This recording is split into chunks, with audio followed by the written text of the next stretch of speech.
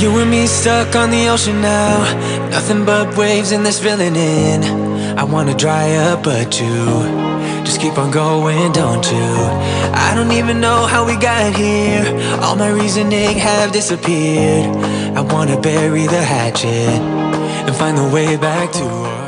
Welcome back to my channel. For today's video, I'm so excited to be able to share with you a book review on The Summer of Everything, written by Julian Winters. I was really lucky and fortunate enough to be able to partner with Shalea from Caffeine Book Tours in order to get an advanced e-arc. Is that how you say it? E-arc?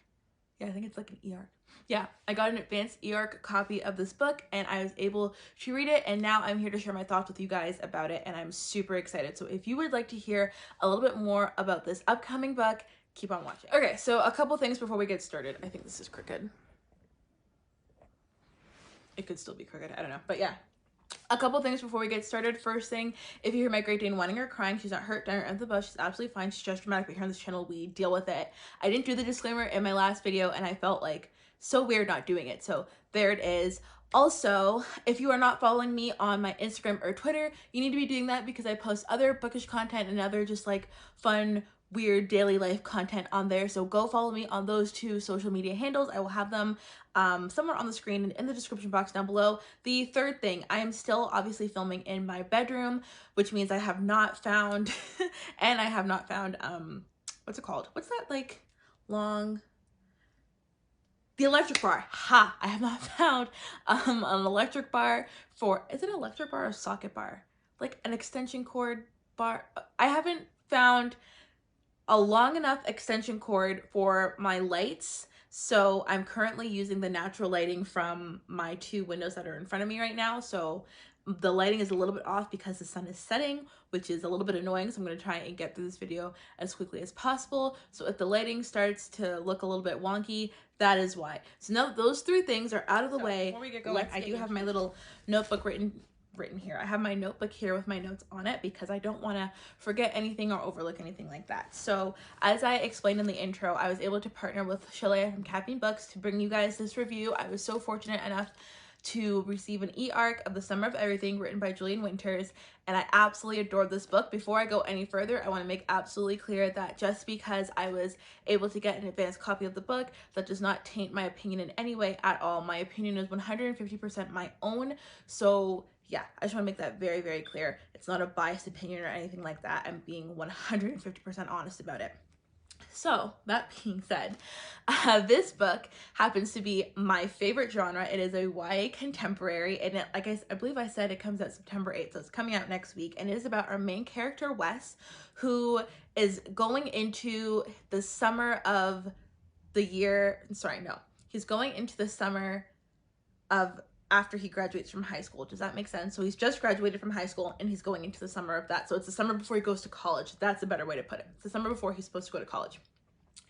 And going into this summer, he's got kind of three main focuses or three main problems. The first one being that he's pining over his best friend. He has a huge crush on his best friend, Nico. He's got this estranged familial relation with his brother that he's having to work out because his brother is getting married and he has to help out and give wedding advice and all that stuff. But the relationship between them is not, it's a little bit, it's strange, I'll put it that way. And then the third thing is the bookstore that he absolutely loves, his place of solace, his home away from home, is being threatened to shut down by a coffee shop franchise that wants to buy the property. So he's got a lot going on this summer, and when all three problems kind of come to a head, he's forced to deal with the one thing that he's truly afraid of, and that is growing up. This book, oh my goodness. First of all, let me get out of the way. The representation for this in this book is absolutely amazing. Julian Winters knocked it clean out of the park. The representation is beautiful. Mind you, I think one of the things that really grabbed my attention and held my attention with this book is that for a YA contemporary, the perspective is so different. I feel like for most YA contemporaries, you're getting the perspective of a female. Usually we're seeing a little bit more non-binary and like LGBTQ representation in contemporary, but traditionally you usually get it from the perspective of a straight female that is in high school, probably like her 3rd or 4th year of high school. So for him to come out with this book where our main character is male, gay, and just graduated high school as the summer before college, all of that was just really, really refreshing to read about. And it's an age that I remember so very clearly. I'm aging myself. I am old. I'm 24, but I remember this summer after graduating from high school so clearly, and I remember just feeling so lost and not really sure of what to do with myself, knowing that I was going to university, I was going to do my year abroad, but just not really sure of what I was supposed to be doing with my life and what was supposed to be happening and what it was supposed to look like. And I feel like this book tackles a lot of those problems. It's something that no matter your sex or sexual preference or anything like that, regardless of all of that, there's something in this book that you can relate to, no matter who you are. And I really appreciated that a lot. It was something that I thoroughly enjoyed reading about, and I thought that the perspective was really realistic but also very fun. There's a lot of quirky moments in the book that I thoroughly enjoyed. The writing style of it is really good.